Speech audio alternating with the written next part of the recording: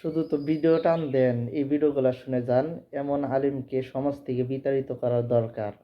আপনাদের মতামত জানাবেন। এই হুজুর, আপনি হাত তুল,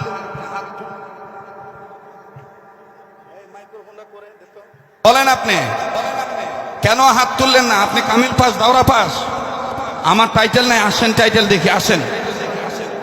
কারণ দাঁড়ান, এই এগুলার কারণে ঝামেলা।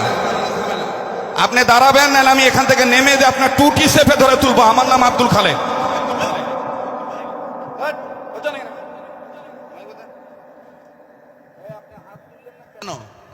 বলেন কেন আপনি হাত তুললেন না? এই মলবি, কথা বলো। হাত তুললো না কেন তুমি? এই যে রুমাল ঘুমটা দিয়ে আছে, যে হাত তুললেন না কেন? কেন আপনি হাত তুললেন না? কেন বেয়াদবি করলেন? কি ভাই, কথা বলেন আপনারা? জবাব দিতে হবে, আনালে দাঁড়াইতে হবে। আপনি এখানে সিলিন্ডার না হওয়া পর্যন্ত ওয়াজ আরম্ভ হবে না। কোনো ভুল নাই, এটা মনের শয়তানি। কি বলেন আপনি এগুলো? যে আমি আপনি তো দর বরকত আলহামদুলিল্লাহ ভালো